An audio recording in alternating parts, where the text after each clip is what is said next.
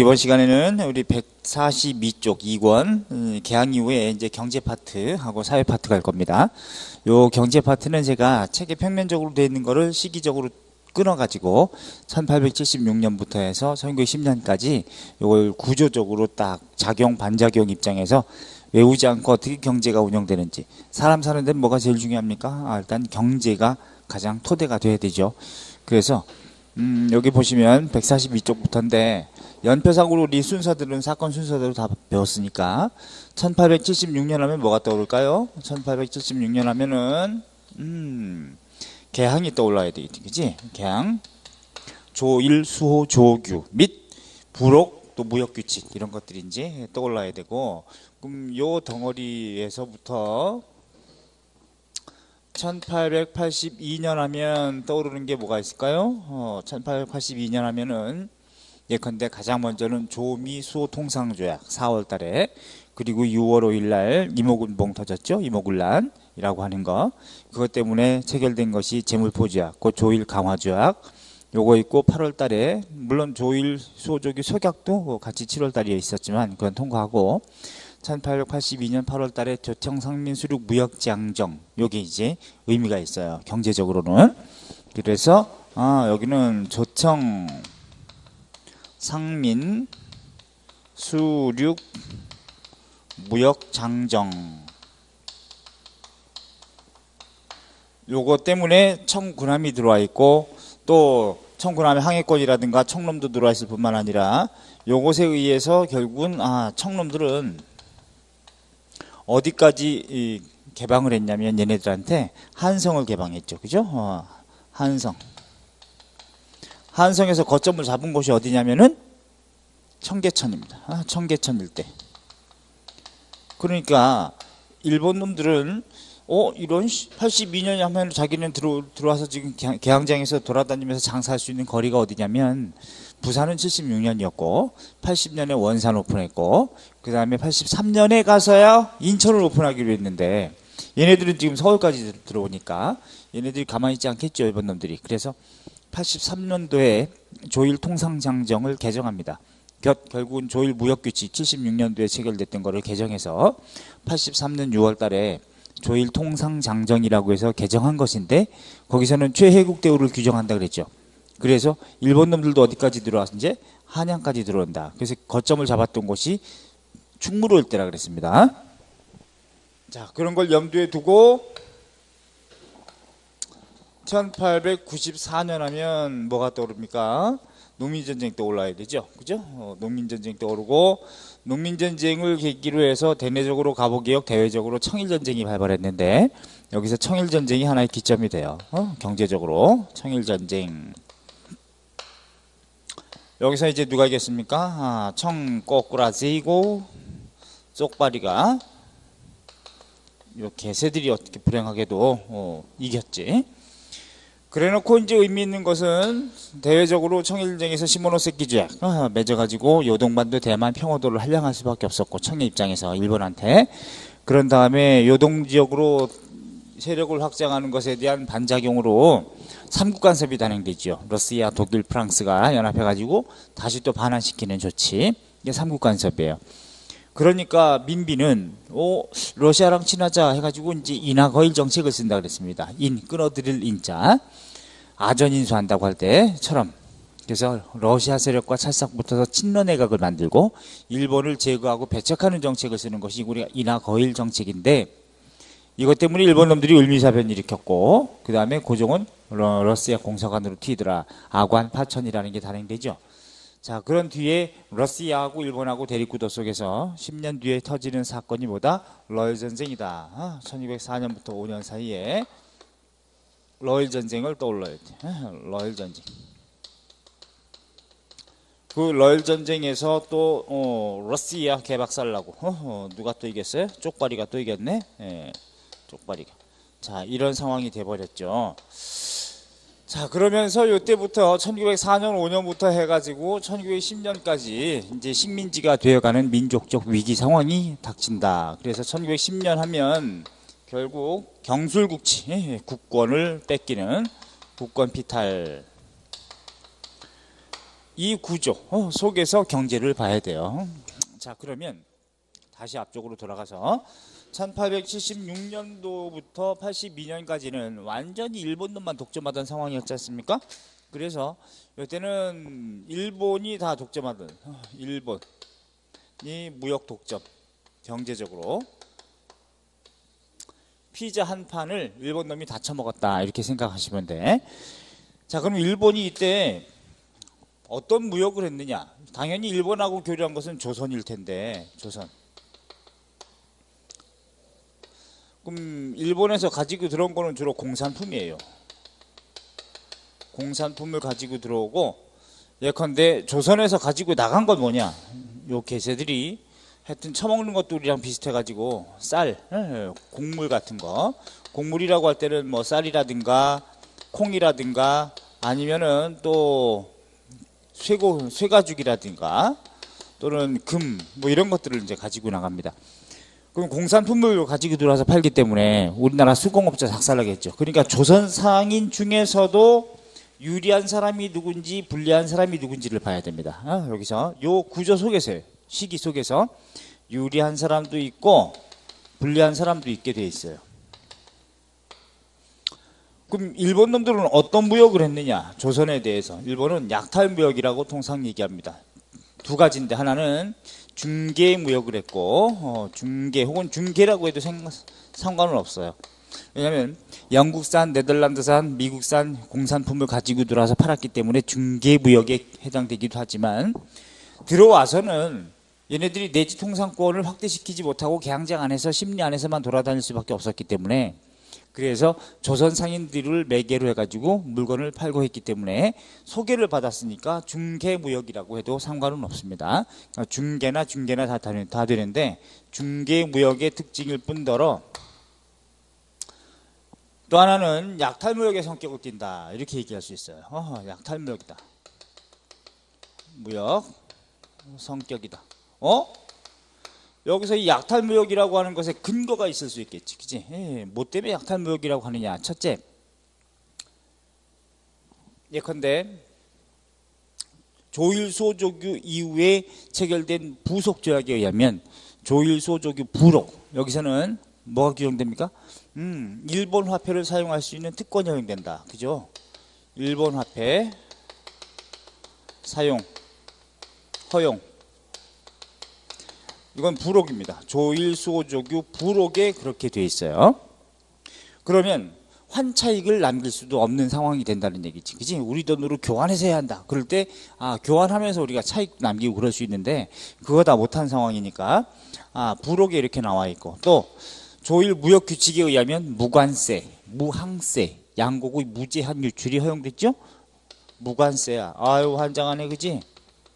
무항세야. 쌀, 콩 같은 거 이런 양곡의 무제한 유출이 허용됐기 때문에 이것도 대표적인 불평등 무역에 해당됐죠. 양곡 무제한 유출, 무제한으로 유출이 허용됐다. 이거는 어디서 규정돼요? 무역규칙이다, 그지? 조일 무역규칙, 무역규칙. 이게 개정되는 게 뭐라 그랬습니까? 이게 83년도에 개정된다 그랬죠. 그 다음에 또 하나가 부등가 교환의 방식이다. 부등가 교환 방식, 교환 방식이다 그래. 그러니까 일본 놈들은 가지고 들어와서 많이 이익을 남기고 우리는 그런 이익을 남기지 못하고, 그러니까 일본 놈은 비싸게 팔아쳐먹고 우리는 또 싸게 나가고, 곡물이 부등가, 같은 가격으로 쳐주지 못한다는 거죠. 부등가 교환 방식이고, 또 이제 불평등한 것은 이 시기에 평등한 조약을 맺은 건 없으니까 다 불평등이죠. 그래서 우리나라도 그러면 일본 내에서 저런 특권을 허용받았느냐? 전혀 그런 게 없었기 때문에 불평등 무역뿐만 아니라 약탈무역의 성격이다라고 볼 수 있어요. 그러면 조선 상인 중에서, 조선 사람 중에서 유리한 사람은 누구냐면 쌀 팔아먹은 사람은 유리할 수 있겠죠. 쌀 나가니까. 그래서 대지주입니다. 대지주 유리하죠. 또 누가 유리하냐면 개항장 객주가 좀 유리했어요. 개항장 객주. 왜 그러냐면 객주는 조선 후기부터 유통업, 운송업, 숙박업, 금융업에도 거기까지도 손을 댄 그런 상인들이죠. 객주, 개항장에서 중개무역의 특권을 정부로부터 허용받았기 때문에 얘네들이 개항장 객주가 유리한 것은 76년부터 82년까지는 개항장 객주가 유리한 측면이 있었다. 그 다음에 보부상도 유리했습니다. 보부상. 왜? 물건 떼다 팔고 그러니까. 반면에 요 불리한 사람은 누구냐? 불리한 사람은 항상 예나 지금이나 프롤레타리아 계급은 항상 불리해요. 그럼 이제 누구냐면 예컨대 임노동자 불리하겠죠. 임노동자. 임금 받고 일하는 노동자들은 쌀값이 폭등할 거 아닙니까? 곡물 가격이. 그러면 쌀 사 먹기도 힘들 것이고. 그 다음에 수공업자 환장하겠지, 그지? 왜? 얘들은 완제품 가지고 막 팔고 있는데 지금 C줄 날줄 엮어가지고 배틀에서 배를 짜고 있어. 한 6개월 걸려서. 그러면 수공업자 작살난다, 그지? 도시 빈민은 말할 것도 없고, 뭐 이런 사람들, 도시 빈민이라든가, 도시 빈민 등등등, 이런 사람들 다 분리했었죠. 자, 그런데 1882년부터면 청이 태클 건다 그랬죠. 청 세력이 세지니까 이모군란 직후에 이때부터는 90년대까지 곧 1880년대 그 다음에 이후에 1890년대 초 이때가 되면 초반이 되면 자 80년대는 무역구조가 일본이 몇 퍼센트냐면은 한 80%대 정도를 조선에서 차지합니다. 반면에 청은 20%대 정도를 차지하는 그런 무역구조예요. 그러니까 요 시기는 청과 일본이 대립하는 구조다. 이렇게 보시면 돼. 여전히 이제 일본이 우세한 상황이에요. 그러니까 피자 8쪽 먹고 2쪽 먹는다. 이렇게 보시면 돼. 규모상으로. 그러다가 이런 구조가 지금 갑신정변 이후에도 84년도 갑신정변 터지는데 누가 세집니까? 청이 세지죠. 왜? 일본을 등에업고 했다가 실패했으니까 청이 또 세졌고. 그 다음에 거문도 사건이 이제 터지는데 거문도 사건 터지고 나서도 청이 중지하죠. 87년도에. 그래서 영국이 물러가니까 철수하니까 그래서 청의 세력이 또 세지고 청의 입지가 계속 세지는 거거든. 1890년대 상황이 되면은 여전히 일본과 청의 대립구도 속에서 일본의 무역구조는 51%대 정도 조선에서 반면에 청의 무역구조는 49%대 정도에 해당됩니다. 1893년 정도가 되면 그래서 거의 피자를 반띵 쳐먹는다 이렇게 보면 돼. 일본 요만큼 청 요만큼 거의 이렇게 먹는다. 이런 구조 속에서 터지는 것이 뭐다? 청일전쟁이에요. 경제적인 이권 없이 전쟁이 일어나지 않습니다. 모든 전쟁에는 다 경제가 토대가 깔려있다. 겉으로야 뭐 다른 걸 표방할 수는 있겠죠. 뭐 자유, 정의, 민주 있다고 전혀 그렇지 않다. 경제예요, 경제. 자, 이런 구조 속에서 그러면은 일본의 무역 독점 구조가 이루어진 거는 82년까지인데 일본의 무역 독점 구조가 약해진 것은 언제부터? 82년 이후부터는 일본의 무역 독점 구조는 약해진다.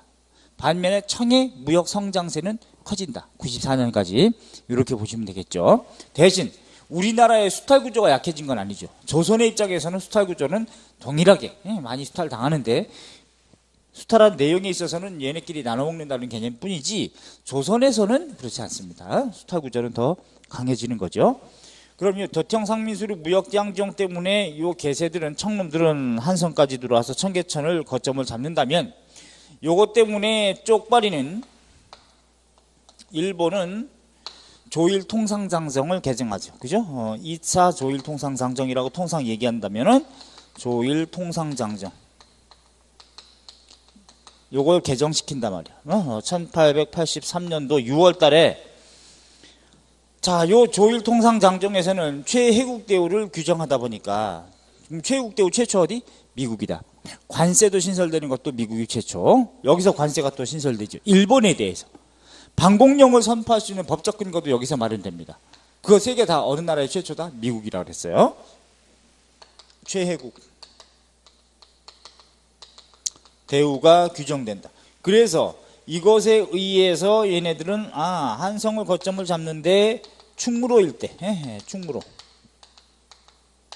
그래서 남산 밑에 충무로 일대는 지금 명동거리죠. 거기는 근대 시기부터 당시 일본 놈들이 거점을 잡았던 곳이기 때문에 굉장히 외색이 강했던 곳이에요. 충무로 일대가.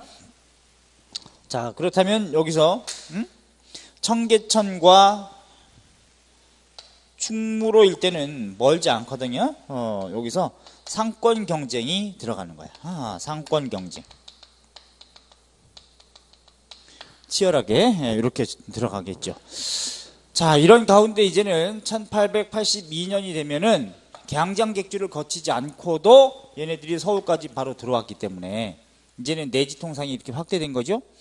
82년부터 50리로 일본한테는 개항장을 이제 거류지를 확대한다고 돼 있고, 83년부터는 양화진을 개방하고 84년부터는 백리로 한다. 그럼 이 제물포를 인천을 개방하는 것이 83년부터인데, 그럼 83년부터 인천을 개방하지만 84년부터 백리로 한다고 했는데 이미 83년부터 어디까지 들어왔어요? 한성까지 들어왔죠. 그러면 제물포에서 한성까지 이미 백리가 넘어요. 그러니까 조일수호조규 속약이라고 하는 문서에 50리로 또 2년 후에 백리로 한다. 84년부터는 그 내용은 이미 사문서가 돼버렸어요. 의미가 없어지죠. 83년 1년 전부터 백리 넘어서 들어와서 장사 헤쳐먹고 있으니까. 이러다 보니까 얘네들은 둘 다 유리한데, 조선과 비교했을 때는 이때 조선 상인들은 일단 어떠냐, 유리하고 불리한 사람이 누군지를 또 이제 구분해 봐야 되겠죠. 조선인 중에서는 유리한 사람은 대지주는 여전 유리합니다. 대지주 쌀 팔아 먹으니까. 또 유리한 사람이 누구냐면 내지객주가 유리해요. 내지객주 얘네가 유리해집니다. 왜? 이제는 얘네가 내륙으로 들어오니까 이제는 거기서 물건 보관해주고 유통해주고 이렇게 하는 것이 내지객주이기 때문에, 그러면 개항장객주는 이제는 그 특권이 없어졌죠. 그러니까 불리하겠어, 유리하겠어? 불리하겠지. 그래서 이제는 불리한 사람이 누구냐? 불리한 사람. 기존에 불리한 사람은 그대로인데 새롭게 추가된 사람이 있겠죠. 자, 그럼 임노동자 여전합니다. 임노동자. 곡물 가격은 급등하고, 수공업자 여전하죠. 수공업자. 뭐 도시 빈민을 안 적어도 되겠지. 항상 불리하니까. 여기에 추가되는 사람을 생각해 보면 요 개항장객주가 이제는 상대적으로 불리해집니다. 개항장객주. 왜? 중개무역의 특권을 잃어버렸기 때문에. 개항장객주. 그 다음에 보부상도 사실은 그 전보다는 좀 약해졌어요. 뭐 보부상. 관어상인으로서. 하기 때문에 또 불리한 사람이 누구냐? 시전상인도 불리하겠네. 그죠? 시전상인. 왜? 시전상인은 서울상인을 시전상인이라고 하는데, 관어상인으로서 이제는 얘네들이 상권 침탈을 당하게 되겠죠. 여러분들이 이제 서울까지 들어왔으니까. 그래서 개항장객주는 불리하다 보니까 이런 공동의 대응 방안을 모색하기 위해서 근대적인 의미의 회사를 설립하게 되는데, 그 이름이 이름하여 상회사라 그래요. 무슨 상사, 무슨 상회, 무슨 회사, 이렇게 칭해지는 거 모두 상회사라고 합니다. 이 상회사가 조직되는 것이 1883년부터 상회사가 만들어집니다. 왜 83년부터인지 개념이 나오죠. 이제 왜? 이것 때문에 그렇단 말이죠. 일본 놈들이 서울까지 들어오다 보니까 83년부터 상회사가 조직되는데, 개항장객주가 세운 상회사는 개항장 명칭이 들어가는 특징이 있습니다. 부산상회, 원산상회, 인천은 인천상회라고 안 하고 선상회사라고 그렇게 부르는 선박회사가 있어. 선상회사 이렇게. 그 다음에 개항장객주가 아닌 일반 상인들도 상회사를 조직해서 공동 대응 모색하는데, 최초로 만들어진 게 대동상회인데 그것도 83년부터예요. 자, 이제는 안 외워도 되겠죠. 대동상회, 뭐 의신상회, 박림상회, 뭐 이런 거 장통회사 등등이 많은데, 어쨌든 최초는 83년인 이유가 여기 있다. 그러니까 이거는 외우는 거 아니에요. 작용 반작용으로 이해하는 거지. 이런 구조 때문에 그렇구나. 이렇게 보시면 돼. 그 다음에 시전상인들도 상권 수호 운동에 들어갑니다. 상권 수호 운동에 들어가더라. 그럼 구체적으로 상권 수호 운동이라는 게 어떤 형태로 전개되느냐면, 철시 투쟁이라든가 뭐 시장 문 닫아버린다든가, 일본 놈들 장사하지 못하게 시전상인도 이제 불리해진다. 자, 그러면 82년 이전에 시전상인들은 불리한 상황이 아니었기 때문에 상권 수호 운동 한다고 하면 안 돼요. 단 이때는 개항 반대 운동 같은 거는 하겠죠. 물론 개항 반대 운동은 개항 직전에도 있었지만 개항 직후에도 그것을 철회하라고 하는 개항 반대 운동도 있었는데, 이제는 시기가 지나다 보니까 80년대는 시전상인들이 상권 수호 운동을 전개하게 되는 게 언제부터다? 1882년 이후부터이지 90년대도 당연합니다. 82년 이전에는 시전 상인들이 상권 수호 운동한다고 그러면 맞다 틀리다? 틀리다. 이렇게 잡아두셔야 돼. 오케이? 자, 이런 구조 보시면 되죠. 여기에 추가해서 이제는 경제적 저항 운동으로 어떤 게 있느냐, 그 유명한 방공령 사건이라는 게 있죠. 그죠? 방공령 사건이 터지기도 했다. 이게 몇 년이었어요? 1889년부터 불거진 게 방공령 사건이죠.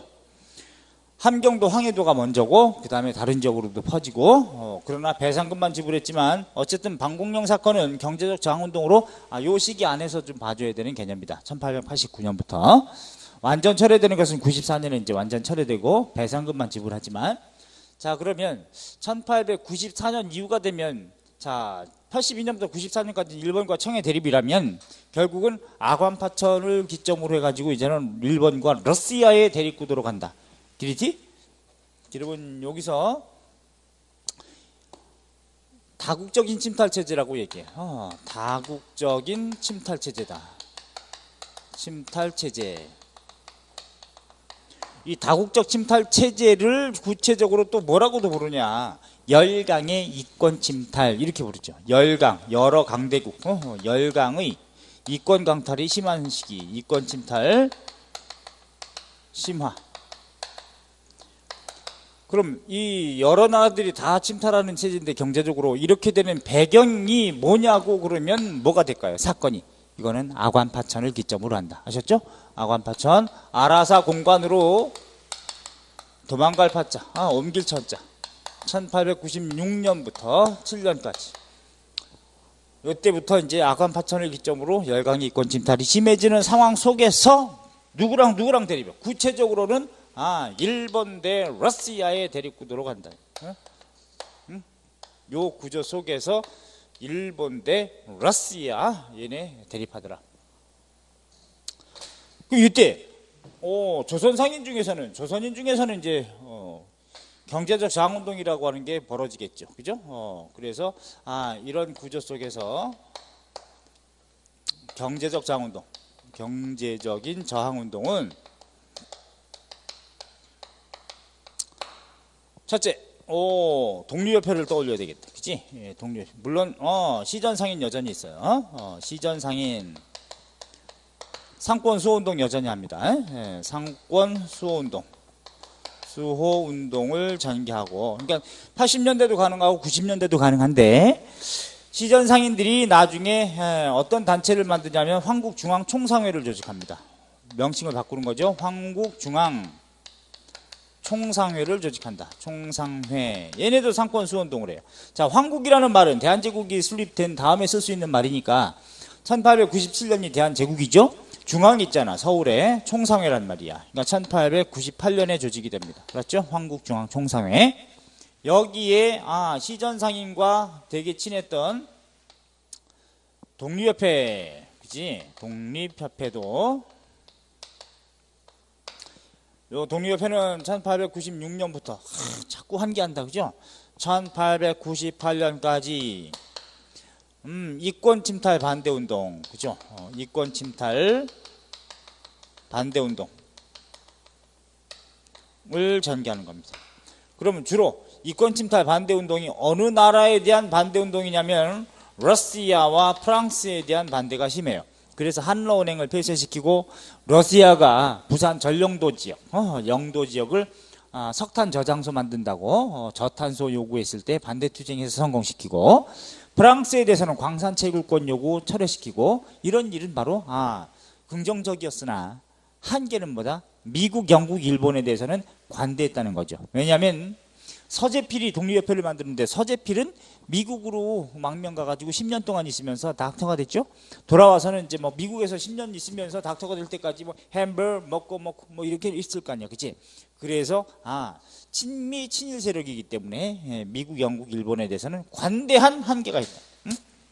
독립협회, 미국, 영국, 일본에 대해서는 관대했다는 한계가 있다는. 이건 한계. 독립협회는 그래서 이제 반청이라고 그랬죠. 반청, 청을 반대한다. 갑신정변, 갑오개혁, 독립협회 모두 반청. 그러면 요 시전상인 독립협회가 결탁이 됐다면 반대로 보부상단체, 여기서 떨어져 나온 것이 보부상단체거든요. 보부상. 그래서 이제 보부상들이 조직하는 단체 명칭이 황국협회입니다. 황국협회라 그래가지고 협회. 1898년도 독립협회를 해산시키는데도 정부가 얘네들 이용해서 싸우게 한 다음에 해산시키잖아요. 그러니까 이제 보부상들 좀 안 좋은 측면이 있다 이렇게 보시고, 그 다음에 세 번째 경제적 저항운동 중에서는 농민전쟁 들어갈 수 있겠지만은 그 농민전쟁 이후에 농민들이 최대 규모로 만들어진 어떤 그 무장의적단체, 이게 바로 활빈당이라고 그랬습니다. 활빈당. 1900년 무렵부터 1906년 사이에 활동했던 무장의적단체. 이권침탈 반대운동합니다. 얘네도 이권침탈 반대운동. 물론 활빈당은 대한삼인론서 13조목에 보면 사전을 혁파하고 균전법을 실시해서 구민법을 채택하라 이런 주장도 나오거든요. 자, 그래서 활빈당 이런 것들이 이 시기에 봐줘야 되는 경제적 저항운동 차원으로 이렇게 잡으시면 돼요. 그런데 1904년 5년 러일 전쟁 터졌을 때 일본 이겼고 러시아가 깨졌죠.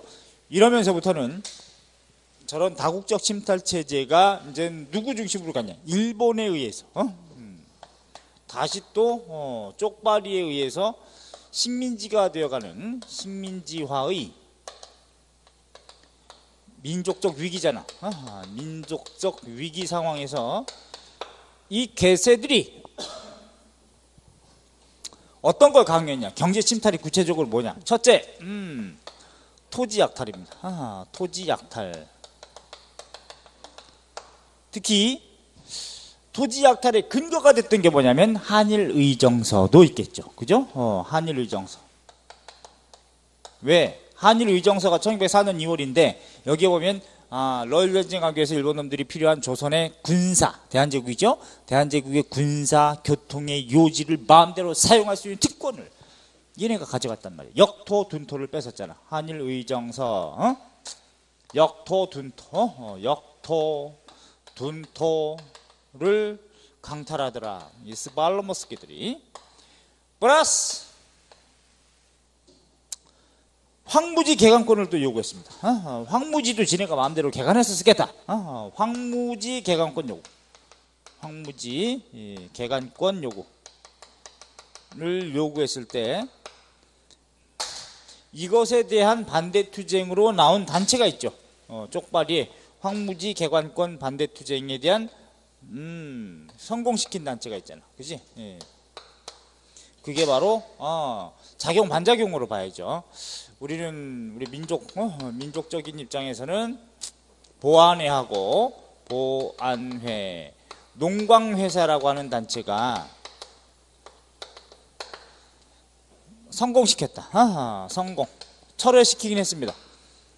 그러나 해산당하고 말더라. 언제냐 이게 1904년이에요. 1904년. 자, 토지 약탈 내용이 여기 있고, 두 번째는 재정 침탈입니다. 재정을 침탈하더라. 그래서 어떤 나라를 먹을 때 가장 핵심적인 것은 경제를 건드리는 거예요. 토지도 경제고 재정도 경제지 않습니까? 재정 침탈하기 위해서 일본 놈들이 차관을 강요합니다. 이 개새들이 갑신정변 터지기 전에 이모군란 직후에 일본으로 사제단을 꾸려가지고 가가지고 82년부터 83년까지 3차 수신사로 갔던 박용효, 김옥균 얘네가 가가지고 좀 돈 좀 빌려줘. 그랬더니 안 빌려줬죠. 그 갑신정변제 일으키긴 했지만 실패했는데, 이때는 돈 필요 없는데 사실은 새끼들이 시설 요걸 많이 시설을 좀 강화하고 한다는 차원에서 차관을 강요해라. 강요합니다. 차관을 강요. 돈을 의무적으로 빌리게 차관을 강요하더라. 그래서 일본의 진 빚이 얼마였어요? 1300만 원이나 되는 국채가 발생하고, 이것에 대해서 경제적 저항운동으로 나오는 게 뭐예요? 국채보상운동이 되는 거죠. 국채보상운동. 보상운동이 나온다. 1907년도. 이 국채보상운동은 어디서 시작했냐면 대구에서 시작됐습니다. 대구에서 서상돈이 중심이 됐어요. 서상돈 플러스 알파. 그 다음에 서울에서 전국으로 퍼지긴 했어요. 서울에서 조직된 것은 국채보상기성회라고 하는 게 조직됩니다.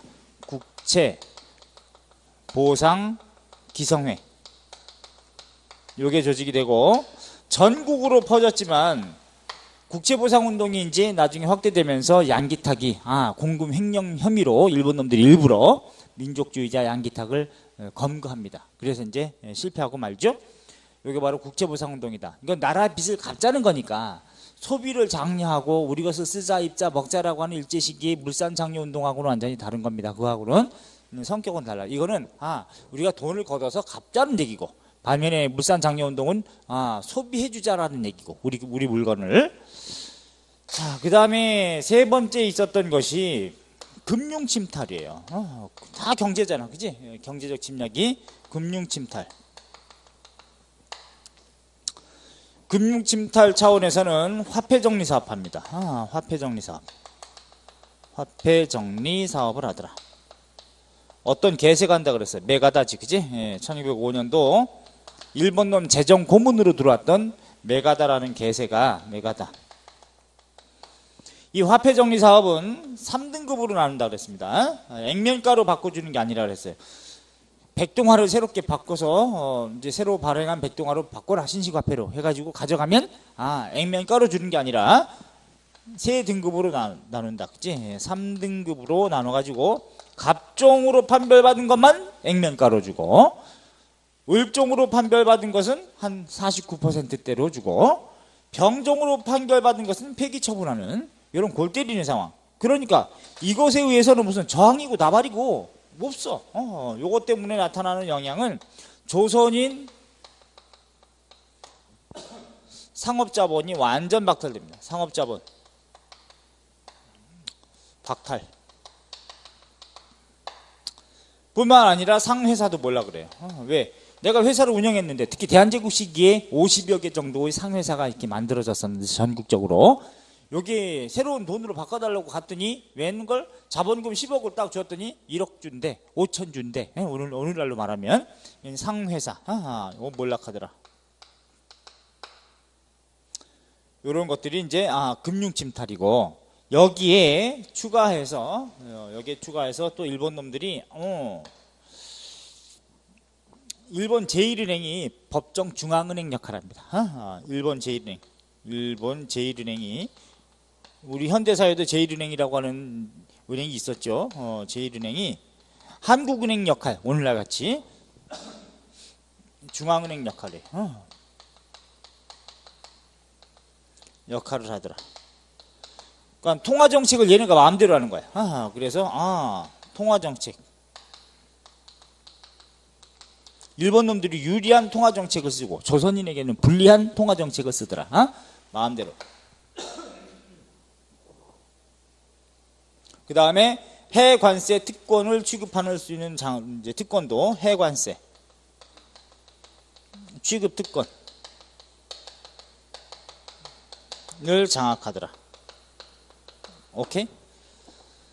또 여기에 청놈도 이제 뭐냐? 청놈도 세관 관할권, 세관 관할권을 또 장악을 해. 관할권 차지. 물론 일본 놈보다는 약하지만 이게 바로 작용 반작용으로 이 시기에 일본이 경제 침탈한 내용이다. 토지 약탈, 재정 침탈, 금융 침탈. 여기에 일본 제1은행이 법정 중앙은행 역할을 하는 게 바로 이때다. 언제라고요? 한말. 그래서 토지 약탈에 대한 반대, 황무지 개강권 요구에 대한 반대 투쟁으로서는 보안의 농광회사를 떠올리시고, 재정 침탈에 대한 반대, 국채보상운동. 왜? 차관을 강요해서 국채가 1,300만 원이나 있었기 때문에. 근데 실패. 금융침탈, 이건 뭐 대응하지도 못하고 조선인 상업자본이 완전히 다 작살나는 상황이 된다. 오케이? 됐죠? 그래 놓고 옴짝달싹하지 못하게 만든 다음에 1910년 경술국지가 이루어지는 겁니다. 만들어지는 거죠. 자, 요게 경제 구조예요. 그러니까 요 시기에 개항부터 해서 이제 경제 구조가 이러니까 이제 제가 책으로 좀 알려드릴게. 어디를 정리하냐? 142쪽에 보시면 1번에 보시면 1876년 개항부터 82년 도청 상민수륙 무역장정까지 사이 속에서는 일본 놈의 이 무역특권이 이런 특권이 있단 말이죠. 예컨대 조일 통상장정 1차죠. 또 영사재판권도 두고 일본 화폐 사용권, 수출입 상품에 대해서 무관세, 양국의 무제한 유출. 그러면 여기서 구체적으로 일본 화폐 사용 특권, 이건 어디서 나온다? 부록이죠.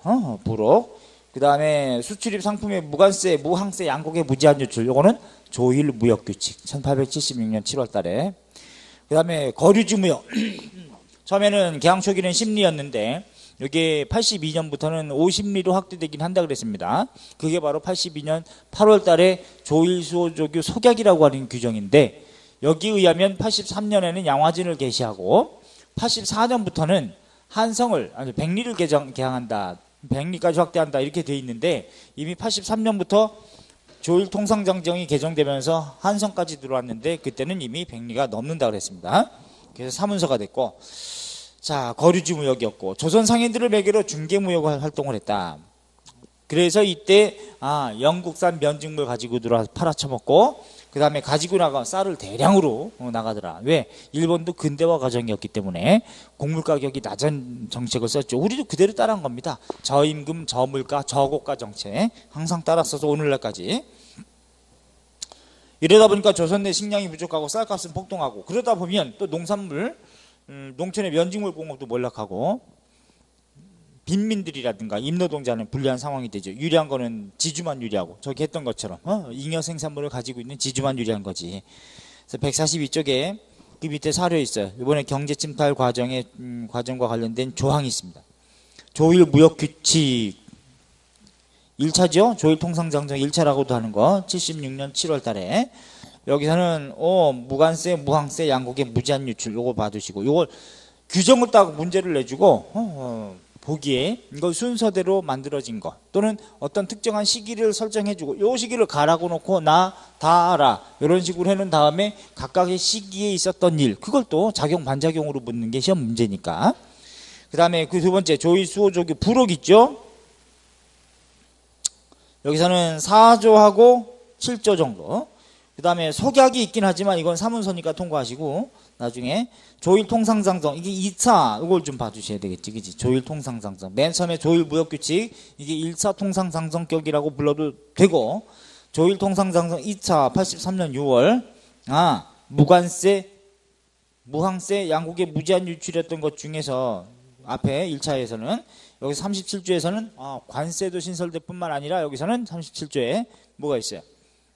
방공령을 선포할 수 있는 법적 근거가 여기서 마련된다. 단 여기서 안 좋은 거는 최혜국 대우가 규정되기도 한다. 2차 통상장정에서 관세가 신설되기도 한다. 자, 결론.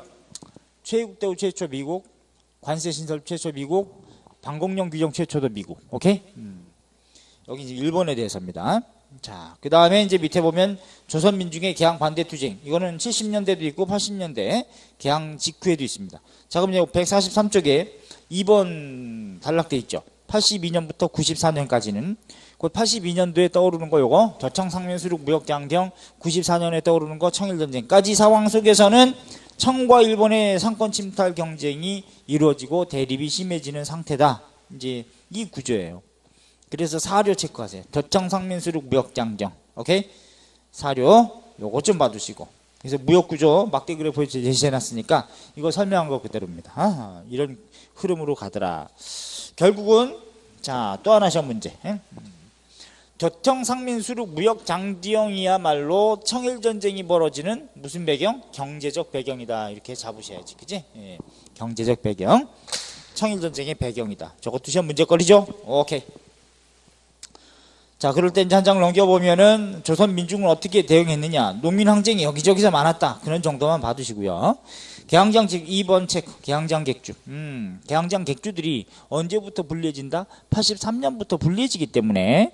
그래서 상회사를 만들더라. 원산상회소 줄여서 원산상회, 부산상회소 줄여서 부산상회, 인천 선상회사라고 부르는 객주단체들이 만들어지기도 한다. 이거 외에 일반 상인들도 대동상회, 의신상회, 뭐 박림상회 등등의 상회사가 만들어지는데 대동상회가 포인트입니다. 맨 처음에 만들어진 것만 좀 알아두세요. 그냥 언제부터다?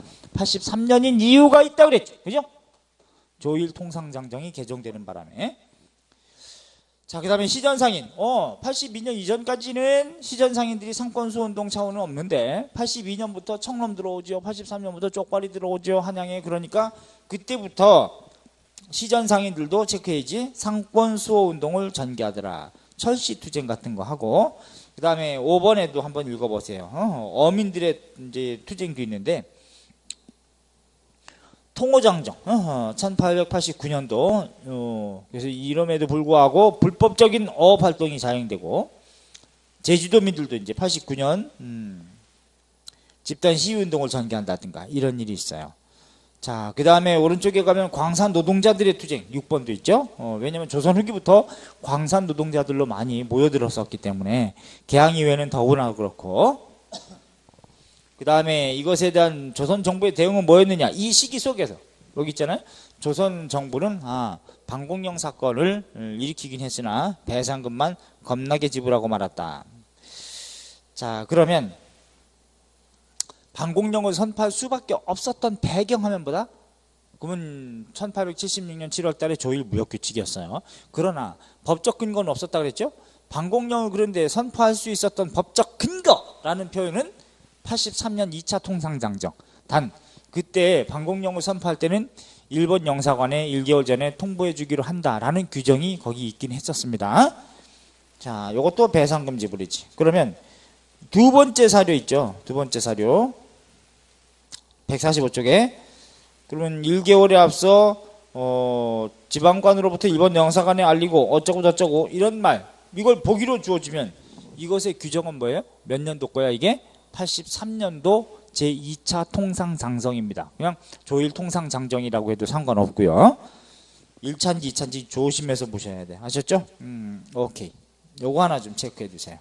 그 다음에 넘기시면 146쪽부터 보면 청일전쟁부터 1904년 럴전쟁이 발발하는 상황 속에서는 제목 잘 봐요. 1번 다국적인 침탈체제가 이런 모습이다. 열강의 이권 침탈이 강화되는 시기. 아관파천 직후에 심하다 그랬어요. 아관파천 동그라미 하시고 철도 부설권, 광산 채굴권 다 준다. 그지? 그 중에 맨 아래 보면은 지도가 나올 겁니다. 146쪽에 이런 지도상에서 뭐 이걸 다 외우지 말되 이런 이권 침탈이 심해지는 건 어떤 사건 직후냐? 아관파천 직후다. 왜? 왕이 허접하게 러시아 공사관에 가 있으니까. 얼마나 많은 요구가 있겠습니까? 철도 부설권, 광산 채굴권, 삼림체벌권, 전선가설권 등등 겁나게 많은데 특히 철도는요. 뒤에서 하겠지만 짧은 선을 먼저 놓겠죠. 그러니까 서울에서 인천까지 경인선. 물론 그때는 서울이 아니라 제물포에서 노량진까지였습니다. 이때 경인선 부설권은 누구한테 줬었냐면 미국한테 줬었는데 일본이 부설권을 넘겨받습니다. 그래서 부설은 모두 일본이에요. 그래서 개통되는 건 1899년에 개통됩니다. 전차든 철도든 최초 철길 개통은 1899년이에요. 오케이?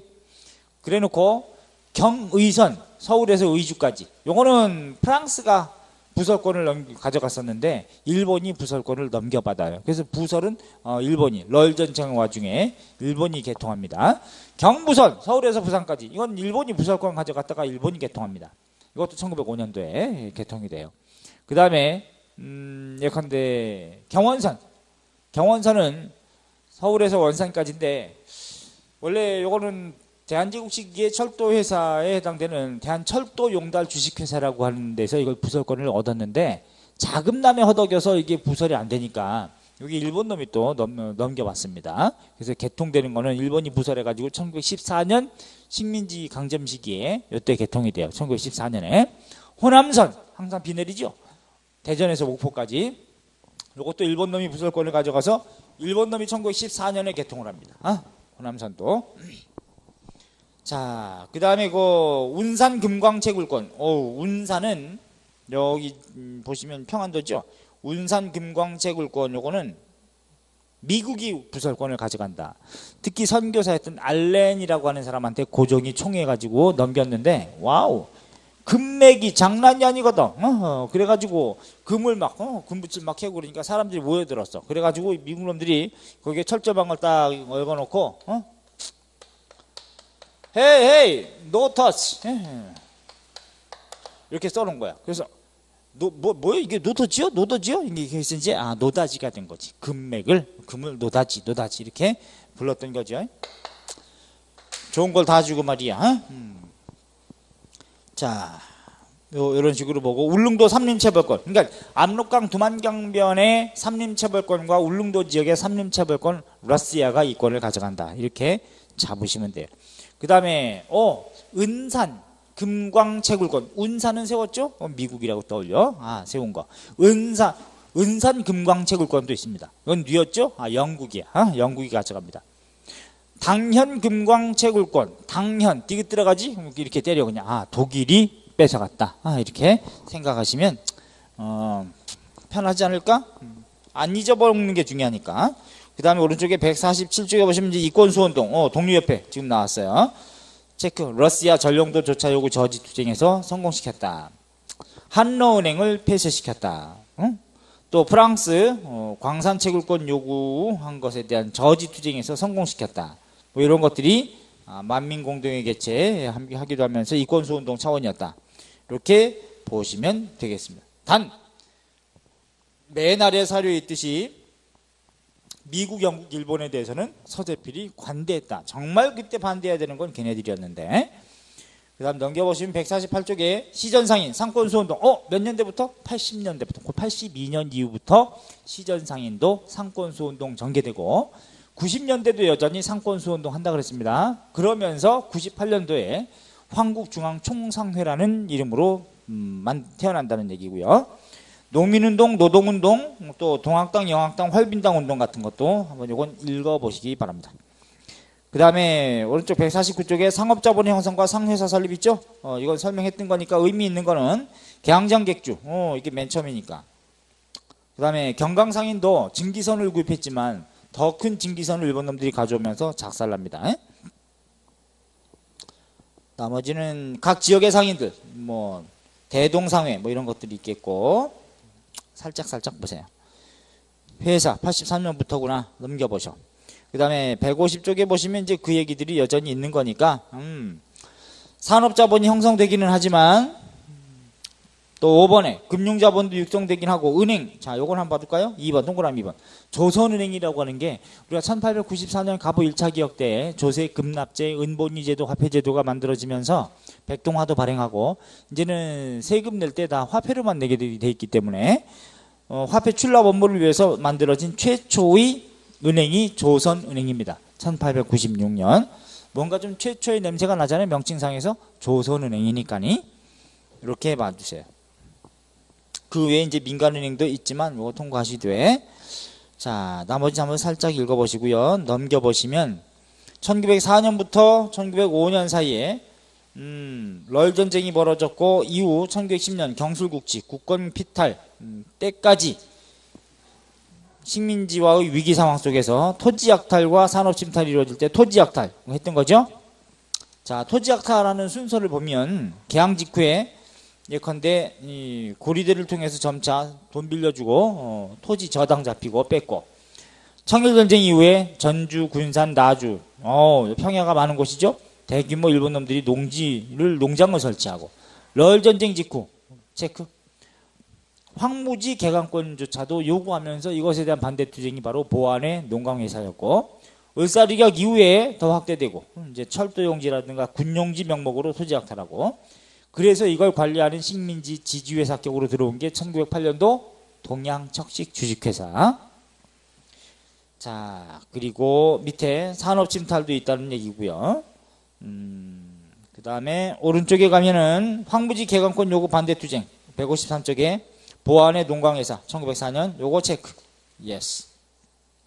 넘기시면 사료 한번 읽어보시고 154쪽에 일제 재정지배 정책과 국채부상운동 차관 강요. 그러니까 일제가 경제 침탈하는 한 말에 식민지가 되는 위기 상황 속에 세 가지가 때렸죠. 토지 약탈, 재정 침탈, 금융 침탈.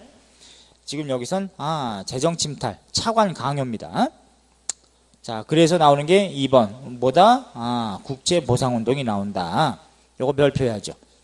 그래서 대구에서 서상돈이 중심이 돼가지고 오른쪽에 155쪽에 니은 전개과정 알아두세요. 서울에서 국제보상 기성회가 만들어지면서 신문에서도 많이 호응합니다. 대한매일신보라든가 또는 황성신문, 제국신문, 만세보 이런 데서 이제 같이 참여해서 600여만 원을 걷었는데 양기탁을 공금 횡령 혐의로 통감부에서 연루시켜요. 아닌데도 불구하고 그러니까 돈 갚아준다는데도 지랄이야. 갚지 말라고 하는 거죠. 재정적으로 예속시키기 위해서. 자, 그래서 의 정도 일제 침략성은 인식했지만 상층민, 명문가, 부호 등의 참여가 거의 없어서 장기적으로 지속되지는 못한 측면이 있다. 자, 그래서 밑에 사료 한번 읽어보시기 바랍니다. 아시죠? 요거는 체크해서. 그래놓고 넘긴 156쪽에 뭐 있습니까? 일제히 또 금융지배 정책이 있죠. 조선인 화폐 자산이 약탈되는데 그 내용이 뭐다? 화폐 정리 사업이라는 거, 메가다라고 하는 재종 고문이 들어가지고 2번 동그라미 2번 156쪽에 아주 중요합니다. 그러면서 이거는 액면가로 바꿔주는 게 아니라 방식을 좀 알아야 됩니다. 방식, 리을 있죠? 기존에 통용되던 엽전과 백동화를 거둬들이는 대신에 제1은행에서 이제 만들어서 반판 화폐 같은 걸로 하고, 물론 근본위 제도를 이제 바꿨고 갑을 병종으로 나눠 가지고 병종은 악화다 해가지고 아예 교환해 주지 않고 폐기 처분하더라. 그래서 한국인 화폐 자산이 약탈당하는 그런 상황이 된다는 거. 근데 일본 놈들은요, 미리 조선 안에 들어와 있었던 일본 상인들은 모두 화폐 정리 사업 한다는 걸 미리 정보를 제공해주고 화폐를 액면가로 다 바꾸게 해요. 액면가로 다 줍니다. 일본 놈들은. 이렇게 나쁜 새끼들이야 이게. 157쪽에 화폐 정리 사업 사료 요거 체크해 놓으시기 바랍니다. 아셨죠? 자, 이러면은 개항부터 1910년까지 경제 구조는 다 본 거고요. 그 다음에 넘겨보시면은 이제 개항 이후의 사회, 평등 사회로 이행되는 과정에 있어서 이제 이건 따로 사실 안 해도 되는데 좀 이따가 책으로니까 일단 점검을 좀 해드리면서 이제 요거 문화 쪽으로 사회 문화 넘어가도록 하겠습니다. 쉬었다 갑니다.